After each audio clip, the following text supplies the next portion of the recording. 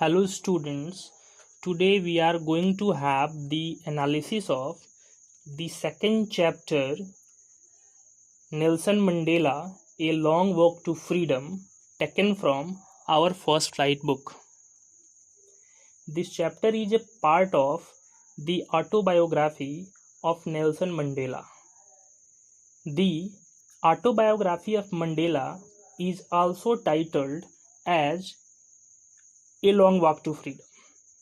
Nelson Mandela was born on 18th of July 1918 and he died on 5th of December 2013.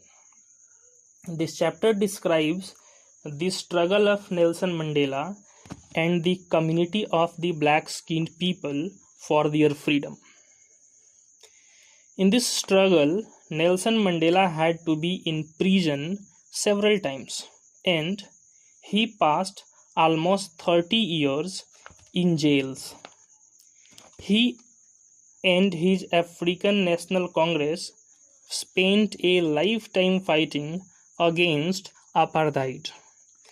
Apartheid word will come to us time and again while we will go through this chapter. So, we should understand the meaning of this word. Apartheid is a kind of discrimination on the basis of the skin color. There was an anti-social sense of segregation among Africans.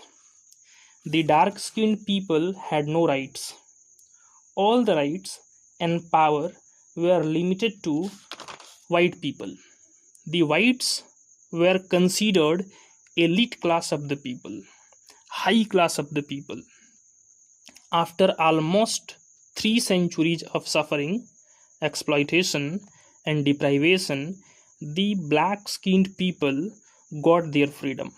This freedom was not easy come and easy go, but it was resulted by a long-lasting, continual fight. Finally, on 10th May 1994, a non-racial government was established in South Africa, and this chapter is all about the inauguration ceremony of the same non-racial government. The inauguration ceremony was held in Amphitheatre Union Buildings, Pretoria, South Africa, on 10th May 1994. After a continual fight, Mandela became the first black president of South Africa. His African National Congress won 252 out of 400 seats in democratic election of South Africa. The oath-taking ceremony took place there and 3 people took oath. The first person who took oath was Mr. de Klerk. He took oath as the second deputy president. The second person was Thabo Mbeki. He took oath as first deputy president. And the third person was Nelson Mandela himself. He took oath as the first black president. He had visited inauguration ceremony with his daughter Janani Mandela. While oath, he said to obey and uphold the constitution. He also said to devote himself to the well-being of republic and the people. On the day of the ceremony, he was surrounded by the world-famous leaders, highly posted officers, and the national and international dignitaries. Mandela was being paid a great respect by those officers who were searching for him to arrest him before just some months. In this inauguration ceremony, there was a speech delivered by Nelson Mandela. We should understand the summary of that speech. In his speech, Mandela said that they all had gathered there to pay respect to their newborn freedom. Here he calls his freedom the newborn freedom. According to him, apartheid was a human disaster. The same apartheid and its sufferings, poverty, and deprivation had lastly given them a healthy society of which the humanity was proud. The black brothers and sisters were outlaws and rejected during the time of apartheid. But now, the same black community had the happiest opportunity to host the world on their soil, in their country. It was a victory of peace, justice, and human dignity. In the inauguration ceremony, Mandela was addressing a crowd of 1 lakh national and international guests. And at that time, all dark and fair, black and white were equal. The dark-skinned people were liberated from the bondage of poverty, suffering, and deprivation. So there was a parade after this speech.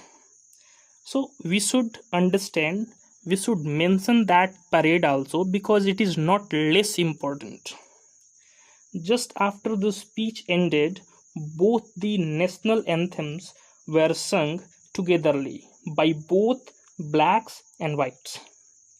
The military force formed the national symbols of South Africa by flying the jets and helicopters. All the defense force and police officers who were respectfully saluting Mandela that day were eagerly ready to arrest him before some years. He mentioned how the white-skinned people of the country created a wall of discrimination and erected a system of racial domination against the dark people. It was all inhuman. Mandela supposed that South Africa is rich for its minerals and gems in its soil, but the real wealth of the country was the public, which was finer and truer than gems and diamonds. According to him, everyone has 2 obligations, 2 duties. The first duty for his family, his parents, his wife, his children, and the second for his society and his country. In a country like South Africa, it was impossible for a man to obey both his duties togetherly because of inhuman system of apartheid. So he joined African National Congress and provoked his hunger of freedom, and the same hunger resulted in non-racial government in South Africa, and the struggle ultimately came meaningful and they got their freedom. So students, it was the analysis of the chapter.